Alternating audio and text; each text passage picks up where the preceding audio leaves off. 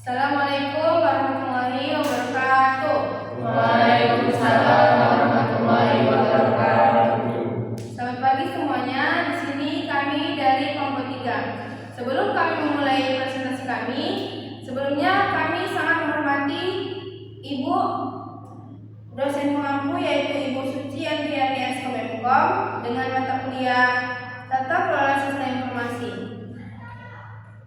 Di sini kami akan membahas tentang penerapan COSO IRM Integrated Framework dalam mendukung audit forensik untuk menanggulangi tindakan kecurangan. Nah, di sini sebelum memulai presentasi, perkenalkan ini adalah anggota kelompok saya. Saya Rezeki Dewa Utama, pemateri 1. Saya Vika Ananda sebagai pemateri 2. Saya Najwa Tulisna sebagai pemateri 3. Saya Nuri Diansyah sebagai pemateri keempat.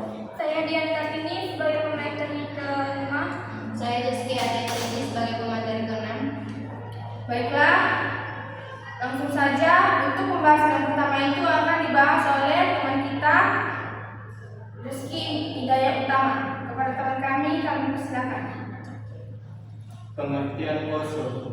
COSO adalah singkatan dari Committee of Sponsoring Organization of the High Commission, yaitu sebuah organisasi independen yang dibentuk di Amerika Serikat pada tahun 1985. COSO bertujuan untuk menyediakan kerangka kerja framework yang komprehensif dan terstruktur guna membantu organisasi dalam meningkatkan efektivitas pengendalian internal, manajemen risiko, dan mencegah kecurangan. Fungsi dari peran COSO membantu organisasi menciptakan sistem pengendalian internal yang kuat, menyediakan alat untuk mendeteksi dan mencegah kecurangan, menjadi tujuan utama dalam audit internal, audit eksternal, dan audit forensik, serta meningkatkan tata kelola dan akuntabilitas organisasi. Kedua itu sejarah dan perkembangan COSO. Sejarah COSO, dan perannya dalam audit forensik, kerangka kerja COSO. Pertama kali dikembangkan pada tahun 1992 sebagai upaya untuk memberikan pedoman pengendalian internal yang komprehensif bagi organisasi. COSO merupakan hasil kolaborasi 5 organisasi akuntansi dan keuangan terkemuka di Amerika Serikat dengan tujuan utama mencegah terjadinya kecurangan laporan keuangan seperti yang pernah terjadi pada skandal keuangan terbesar, misalnya Enron dan WorldCom. Seiring perkembangan tantangan risiko dalam lingkungan bisnis modern, COSO memperluas cakupan dan merilis Execution Management atau disingkat ERM. Integrasi pada tahun 2004 yang kemudian diperbarui pada tahun 2017 pada COSO ERM, Integrating with Strategy of Governance. Pembaruan ini bertujuan untuk menekankan pentingnya integrasi manajemen risiko dengan perencanaan strategi dan kinerja organisasi secara menyeluruh.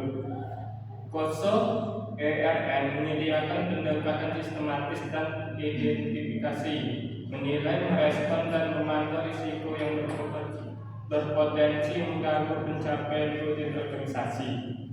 Kerangka ini sangat relevan dalam konteks audit forensik karena menyediakan struktur yang memungkinkan auditor dan investigator untuk mendeteksi dan menganalisis risiko kecurangan berdasarkan proses bisnis dan area rawan penyimpangan. Dua itu mengidentifikasi kelemahan dalam mengendalikan internal dan bisa dimanfaatkan melakukan fraud. Ketiga itu mendukung dokumentasi dan penelusuran transaksi dalam upaya investigasi forensik. Dan terakhir membantu menyusun langkah-langkah mitigasi dan mencegah kecurangan di masa depan dengan menggabungkan prinsip-prinsip KOSO RRM ke dalam audit forensik. Organisasi dapat memperkuat sistem pengawasan dan deteksi dini terhadap kecurangan, baik dalam bentuk penyalahgunaan aset, manipulasi laporan keuangan maupun tindak korupsi. Baiklah, selanjutnya akan dibacakan oleh teman saya.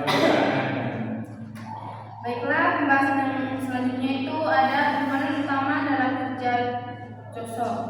Secara umum, komponen COSO atau Committee of Sponsoring Organization of the Gateway Commission terdiri dari 5 komponen utama dalam kerangkanya pengendalian internal, yaitu yang pertama itu ada lingkungan pengendalian atau control environment, merupakan fondasi dari sistem pengendalian internal yang mencerminkan sikap kesadaran dan tindakan manajemen serta dewan direksi terhadap pentingnya pengendalian internal. Lalu yang kedua itu ada penilaian risiko atau risk assessment, identifikasi dan analisis risiko yang dapat menghambat pencapaian tujuan organisasi serta penetapan cara untuk mengelola risiko tersebut. Lalu yang ketiga itu ada aktivitas pengendalian atau control activity, kebijakan dan prosedur yang membantu memastikan bahwa arahan manajemen dijalankan, termasuk otoritas, verifikasi, rekonsiliasi, dan pembatasan akses. Lalu ada informasi dan komunikasi atau information and communication, sistem informasi yang relevan dan komunikasi yang efektif agar seluruh pihak dalam organisasi dapat menjalankan tanggung jawabnya.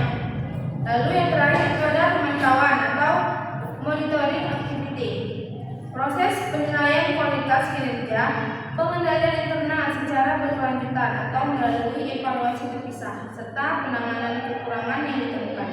Kelima komponen ini saling berkaitan dan bekerjasama untuk mendukung pencapaian tujuan organisasi dalam aspek operasi, pelaporan, dan kepatuhan. Lalu pembahasan selanjutnya yaitu ada penerapan COSO dalam pengendalian internal organisasi. Penerapan COSO dalam pengendalian internal organisasi bertujuan untuk memastikan tercapainya tujuan organisasi dalam 3 kategori utama, yaitu efektivitas dan efisiensi operasi, keandalan pelaporan keuangan, serta kepatuhan terhadap hukum dan peraturan. COSO menggunakan kerangka pengendalian internal yang terdiri dari 5 komponen, yaitu yang pertama ada lingkungan pengendalian, yang dimana ada beberapa komponennya. Yang pertama itu menciptakan budaya integritas dan etika, menetapkan struktur organisasi yang jelas termasuk tanggung jawab dan wewenang. Lalu yang kedua itu ada penilaian risiko, yang dimana ada mengidentifikasi dan menganalisis risiko yang dapat mengganggu pencapaian tujuan organisasi, dan juga menentukan bagaimana risiko harus dikelola dan menetapkan toleransi risiko. Lalu yang ketiga itu ada kegiatan pengendalian, yang dimana itu bertujuan untuk menetapkan kebijakan dan prosedur yang mendukung pelaksanaan strategi dan mitigasi risiko. Contohnya ada otoritas transaksi, pembatasan akses, dan rekonsiliasi. Pengendalian ini bersifat manual atau otomatis. Lalu yang keempat itu ada informasi dan komunikasi, yang dimana ada menyediakan informasi yang relevan dan tepat waktu kepada pihak terkait di dalam dan di luar organisasi. Lalu yang kedua itu ada membangun jalur komunikasi yang efektif antara semua tingkat organisasi dan juga menjamin dokumentasi dan pelaporan berjalan sesuai standar. Lalu yang terakhir itu ada kegiatan pemantauan, yang dimana terdiri dari melakukan penilaian berkala atas efektivitas pengendalian internal. Yang kedua itu ada mengidentifikasi dan menindaklanjuti kelemahan pengendalian, dan yang terakhir itu ada melibatkan audit internal dan juga review manajemen secara berkala. Baiklah, pembahasan yang selanjutnya akan dibahas oleh teman kita Najwa Rusna. Baiklah, pembahasan selanjutnya manfaat penerapan COSO bagi organisasi. Penerapan kerangka COSO dalam organisasi memberikan berbagai manfaat strategis dan operasional yang sangat penting bagi pencapaian tujuan organisasi. Berikut adalah manfaat utama penerapan COSO. Yang pertama, meningkatkan efektivitas pengendalian internal. Yang kedua, memperkuat tata kelola perusahaan. Yang ketiga, meningkatkan keandalan laporan keuangan. Yang keempat, mendukung kepatuhan terhadap regulasi. Yang kelima, mempermudah identifikasi dan manajemen risiko. Yang keenam, meningkatkan efisiensi dan efektivitas operasi. Yang ketujuh, mendukung pengambilan keputusan yang lebih baik. Yang kedelapan, meningkatkan nilai organisasi. Pembahasan selanjutnya, pentingnya COSO dalam pengelolaan risiko dan tata kelola organisasi. COSO adalah sebuah kerangka kerja yang sangat penting dalam pengelolaan risiko dan tata kelola organisasi. COSO membantu organisasi untuk mencapai tujuan strategis secara efektif, efisien, dan sesuai dengan peraturan yang berlaku. Berikut penjelasan tentang pentingnya COSO. Yang pertama, meningkatkan tata kelola organisasi. COSO memberikan struktur yang sistematis untuk memastikan bahwa organisasi memiliki kebijakan dan prosedur yang mendukung pengambilan keputusan yang baik. Yang kedua, memperkuat pengelolaan risiko. Perangkat COSO IRM membantu organisasi mengidentifikasi, menilai, merespon, dan memantau risiko yang dapat menghambat pencapaian tujuan. Yang ketiga, meningkatkan keandalan laporan keuangan operasional. Salah satu tujuan utama COSO adalah memastikan pelaporan keuangan yang andal dan keputusan terhadap peraturan. Yang keempat, mendorong pencapaian tujuan organisasi. Kerangka COSO membantu organisasi mengkaitkan pengelolaan risiko dengan pencapaian tujuan strategis, operasional, pelaporan, dan kepatuhan. Yang kelima, fleksibel dan dapat disesuaikan. COSO bersifat prinsip-prinsip berbasis sehingga dapat disesuaikan dengan berbagai jenis organisasi. Baiklah, pembahasan selanjutnya akan dibacakan dulu. Latar belakang studi kasus. Tindakan kecurangan dalam organisasi sering terjadi akibat lemahnya pengendalian internal dan kurangnya manajemen risiko yang efektif. Auditor internal yang semula berperan sebagai watchdog kini dituntut untuk menjadi konsultan dan katalisator yang mampu mendeteksi serta mencegah potensi kecurangan sejak dini. COSO mengembangkan COSO ERM Integrated Framework pada tahun 2016 sebagai pendekatan terintegrasi antara pengendalian internal dan manajemen risiko. Framework ini membantu organisasi mengidentifikasi, menilai, merespon, dan memantau risiko secara sistematis, sekaligus mendukung pelaksanaan audit forensik yang efektif dan tepat sasaran. Tujuan dan ruang lingkup penelitian. Penelitian ini bertujuan untuk 1. Menggali dan mengeksplorasi penerapan COSO IRM Integrated Framework dalam mendukung pelaksanaan audit forensik. 2. Menjelaskan bagaimana integrasi antara pengendalian internal dan manajemen risiko mampu membantu organisasi dalam mencegah dan menangani tindakan kecurangan. 3. Memberikan pemahaman teoritis dan praktis tentang manfaat COSO IRM bagi organisasi dalam upaya memperkuat sistem pengawasan internal. Ruang lingkup penelitian. Ruang lingkup penelitian ini meliputi yang pertama, kajian teoritis dan praktis mengenai 5 komponen utama pengendalian internal. Itu adalah lingkungan pengendalian, penilaian risiko, aktivitas pengendalian, informasi dan komunikasi, dan monitoring. 2.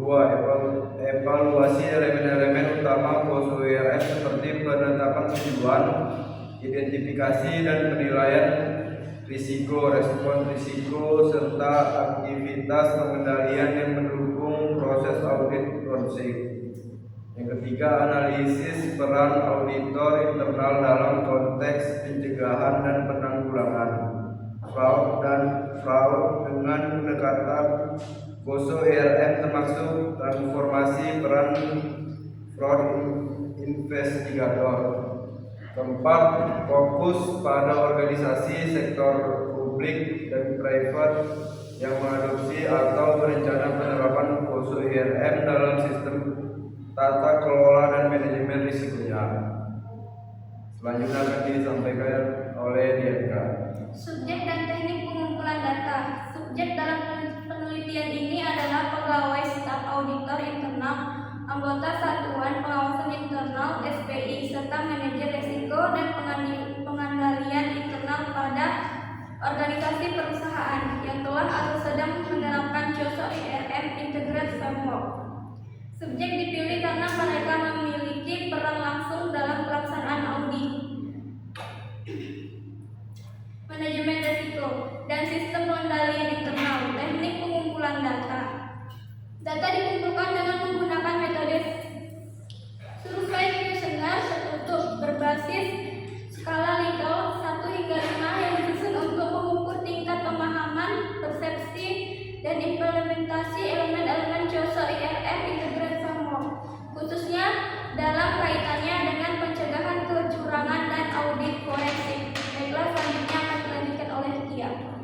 Baiklah, selanjutnya yaitu tabel hasil kuesioner berdasarkan gambar 1 sampai 20. Pertanyaan yang pertama yaitu pimpinan organisasi menunjukkan komitmen terhadap integritas dan nilai etika yang tinggi. Mayoritas responden setuju 50% dan sangat setuju 25%. Artinya di pimpinan dinilai punya integritas tinggi, hanya sedikit yang merasa sebaliknya. Tugas dan tanggung jawab setiap unit kerja telah ditetapkan secara jelas dan konsisten. Sebagian besar setuju 50% dan sangat setuju 18,80%. Namun masih ada yang netral dan tidak jelas dan tidak setuju, menandakan belum semua unit kerja jelas pembagian tugasnya. Yang ketiga, budaya kepatuhan terhadap kebijakan organisasi sudah diterapkan dengan baik. Sebagian besar setuju 56,3%, sisanya netral dan sangat setuju. Ini menunjukkan budaya kepatuhan sudah cukup baik, tetapi masih bisa ditingkatkan. Yang keempat, organisasi menetapkan tujuan strategis, operasional, pelaporan, dan kepatuhan secara terstruktur. Mayoritas setuju dan sangat setuju 81,3%. Artinya, perencanaan tujuan organisasi dianggap sudah jelas dan sistematis. Yang kelima, penetapan tujuan organisasi mempertimbangkan risiko yang mungkin muncul di masa depan. Setuju 43,8%, tapi netral cukup tinggi 31,3%. Ini menunjukkan masih ada keraguan apakah risiko benar-benar diperhitungkan dalam penetapan tujuan. Yang keenam, organisasi secara rutin mengidentifikasi risiko yang berpotensi menghambat pencapaian tujuan. Mayoritas setuju dan sangat setuju, tapi ada yang tidak setuju sebesar 12,5% dan netral, menandakan penerapan identifikasi risiko belum merata. Yang ketujuh, penilaian risiko dilakukan dengan mempertimbangkan tingkat kemungkinan dan dampaknya. Setuju 50% dan sangat setuju 18,8%, tetapi 25% responden netral. Artinya, sebagian belum memahami atau belum dilibatkan dalam penilaian risiko. Yang ke-8, organisasi memiliki sistem yang mampu mendeteksi transaksi keuangan yang mencurigakan. Mayoritas percaya sistem sudah mampu mendeteksi transaksi mencurigakan. Penilaian positif cukup tinggi sebesar 75%. Yang ke-9, setiap risiko yang teridentifikasi ditindaklanjuti dengan rencana penanganan yang tepat. Sebagian besar merasa risiko yang muncul ditindaklanjuti dengan tepat, namun ada netral menandakan perlunya transparansi dalam penanganan risiko. Yang ke-10, alternatif respons risiko akan menghindari, mengurangi, menerima, membagi, tersedia, dan dipilih sesuai kebutuhan. Mayoritas setuju, tapi tingkat netral cukup tinggi sebesar 25%. Ini bisa jadi karena kurangnya pemahaman terhadap berbagai strategi penanganan risiko. Yang ke-11, organisasi memiliki kebijakan dan prosedur formal untuk mendukung pengendalian internal. Mayoritas setuju dan sangat setuju 56,3%, menunjukkan organisasi punya aturan formal. Namun 37,5% responden netral menandakan pemahaman belum merata. Yang ke-12, Aktivitas pengendalian seperti otorisasi, verifikasi, dan rekonsiliasi dilakukan secara konsisten. Sebagian besar setuju 37,5% dan sangat setuju 25%, menunjukkan proses pengendalian berjalan baik meski masih ada 31,3% yang netral. Yang ke-13, informasi penting disampaikan secara tepat waktu dan relevan pada seluruh unit kerja. Sebagian besar merasa informasi sudah disampaikan dengan baik, total 75% setuju dan sangat setuju, artinya komunikasi berjalan dengan lancar. Yang ke-14, terdapat komunikasi dua arah antara manajemen dan karyawan terkait risiko dan pengendalian. Mayoritas setuju 46,3% dan sangat setuju 18,8%, menunjukkan keterbukaan komunikasi antara manajemen dan karyawan sudah cukup baik. Yang ke-15, temuan audit digunakan sebagai dasar untuk perbaikan sistem pengendalian. Setengah responden setuju 50% dan sebagian sangat setuju 18,8%. Artinya, hasil audit digunakan untuk peningkatan sistem. Yang ke-16, audit forensik dilakukan secara independen dan profesional ketika terdapat indikasi kecurangan. Mayoritas merasa audit forensik dilakukan secara profesional, 50% setuju, 25% sangat setuju, walau masih ada responden netral.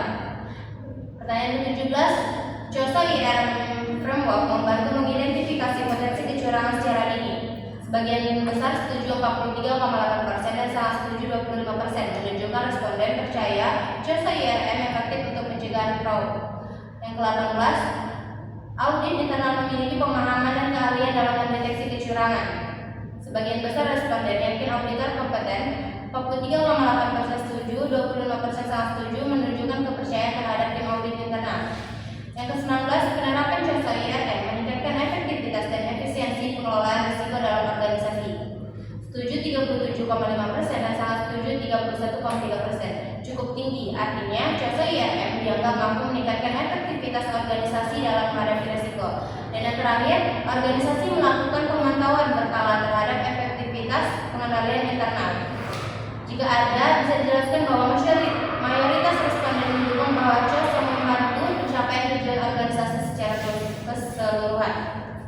Kesimpulan umum dari gambar 1 sampai 20, berdasarkan total keseluruhan dari data 1 sampai 20 diperoleh hasil jumlah data valid 18 dari 20 terdapat 90%, jumlah data tidak valid 2 dari 20 10%, dan rata-rata persentase keseluruhan 83,85%. Kesimpulan kuesionernya, yang pertama, sebagian besar pertanyaan mendapatkan penilaian positif, sangat setuju dan setuju di atas 60%, dengan banyak yang mendekati atau melebihi 70%. Yang kedua, hanya sedikit responden di bawah 10% yang memilih tidak setuju dan sangat tidak setuju.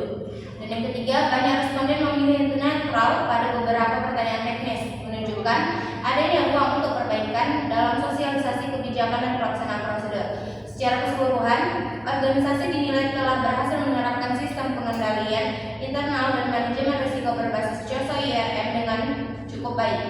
Tingginya tingkat persetujuan menunjukkan kepercayaan responden terhadap efektivitas sistem, meskipun masih diperlukan peningkatan konsistensi dalam pelaksanaannya. Selanjutnya akan disampaikan oleh Dianka.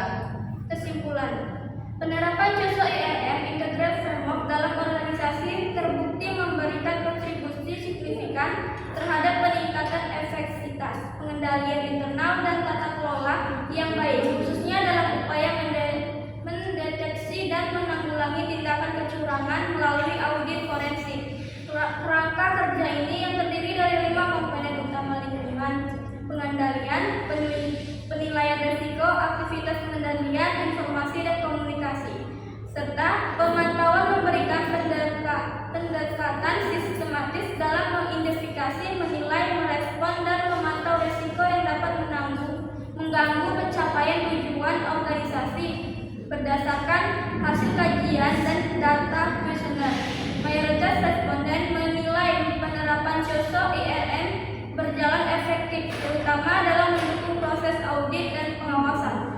Hal ini menunjukkan bahwa COSO IRM tidak hanya meningkatkan akuntabilitas dan transparansi, tetapi juga menjadi alat strategis dalam membangun sistem pengawasan yang kuat, budaya organisasi yang berintegrasi, serta kemampuan organisasi berorganisasi untuk menghadapi resiko secara adaptif dan berkelanjutan. Baiklah, saya akan kembalikan ke moderator. Baiklah, mungkin sekian dari presentasi kami dari kelompok 3. Kami mohon maaf jika ada salah kata atau penyebutan yang kami sebutkan selama presentasi tadi. Kami mohon dimaafkan.